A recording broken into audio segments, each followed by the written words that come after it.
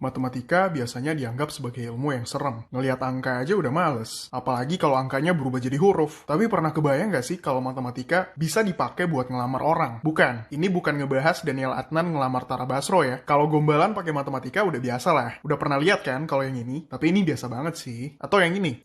Kayaknya udah basi. Pernah juga ada yang kayak gini. Kegampangan lah kalau ini mah. Jadi gimana cara ngelamar pakai matematika? Sabtu kemarin, gue sharing dikit di acara webinar. Di webinar ini, ada salah satu sosok yang luar biasa keren. Namanya Pak Aziz. Nah, beliau ini yang levelnya udah bukan gombalan lagi, tapi ngelamar istrinya pakai matematika. Jelas bukan pakai 3 contoh yang tadi ya. Bukan juga jelasin probabilitas kebahagiaan atau hitung-hitungan proyeksi kebebasan finansial setelah menikah. Bukan. Beliau menggunakan fungsi kuadrat minus x kuadrat plus 2x plus 1. Bentuk visual grafiknya kayak gini. Bentar.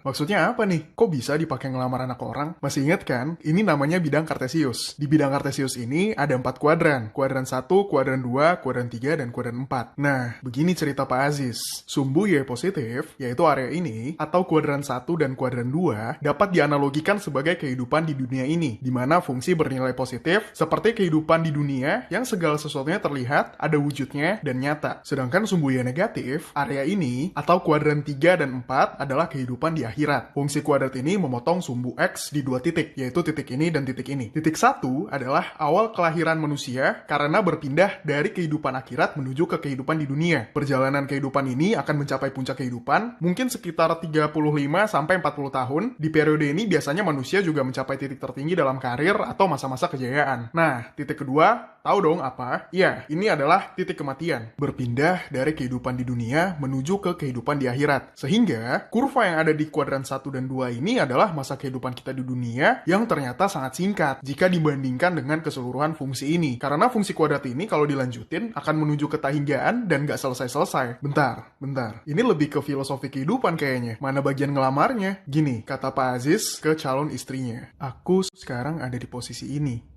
Dan aku ingin menjalani sisa-sisa hidupku sampai ke sini, sampai ke akhirat nanti, bersama kamu sebagai istriku. Gimana? Kalau kalian dilamar kayak gitu, terima nggak? Kuadran 1 ini memang semuanya serba positif ya. Y positif dan X positif. Jadi ada pesan juga tuh dari Pak Aziz ke istrinya bahwa beliau mau kehidupannya lebih positif lagi dengan istrinya di samping beliau. Matematika, jika disajikan dengan konsep yang dekat dengan kita dan dengan cara yang menarik, akan menjadi hal yang menarik juga. Mengutip kata-kata dari video @ngobrol matematika, orang-orang yang tidak suka matematika dan terkesan anti sebenarnya muncul karena banyak orang yang nggak cukup beruntung mendapatkan pengalaman yang baik ketika belajar matematika dulu. Makin kesini, kita sebenarnya semakin tersadar bahwa matematika ada di mana-mana. Mau menghindari matematika dengan kuliah ilmu sosial, ternyata masih ketemu statistika. Mau menghindari matematika dengan kuliah kedokteran, ternyata masih ada aja matematikanya. Matematika sebagai ilmu memang terlahir dari kebutuhan manusia memahami masalah dengan lebih baik dan kebutuhan manusia untuk memecahkan masalah dengan lebih efisien dan efektif. Jadi susah kalau mau menghindar dari matematika. Jauh lebih susah daripada menghindari kenangan kamu sama dia. Di dunia yang progresnya semakin cepat, matematika juga bisa bantu kita untuk bisa lebih kritis. Masih mengutip kata @ngobrol matematika, masalahnya bukan di matematikanya, tapi pengalaman pertemuan kita dengan matematika, menyenangkan atau tidak. Pandemi benar-benar menjadi tantangan serius, bukan hanya untuk kesehatan dan ekonomi, tapi juga pendidikan. Sekarang kita benar-benar merasakan bahwa pendidikan bukan hanya melibatkan pengajar dan peserta ajar, namun orang tua, dan sebenarnya kita semua bisa turut terlibat. Sebagai guru matematika dan wakil kepala sekolah SMA Dirgantara, Pak Aziz membagikan hal-hal menarik yang bisa digunakan untuk menjelaskan konsep matematika pada siswa, termasuk mengaitkan hal-hal sederhana terkait pandemi ini yang bisa dipelajari secara matematis, seperti masalah pembuatan masker yang kemudian bisa dijadikan masalah program linier. Semakin banyak orang yang terlibat dalam membangun pendidikan, akan semakin cepat kemajuan bangsa kita. Sosok-sosok seperti Pak Aziz juga perlu diperbanyak untuk memimpin perubahan di lingkungannya. Terlepas dari masalah infrastruktur yang belum rata, kontribusi yang bisa dilakukan sekarang mungkin bisa melalui memberikan pengalaman belajar yang tetap menyenangkan bagi peserta ajar meskipun belajar dari rumah. Jadi, kamu mau ngelamar siapa pakai fungsi kuadrat tadi? Tapi jangan kaget ya, kalau ditanya balik, kamu udah kontribusi apa buat pendidikan di Indonesia?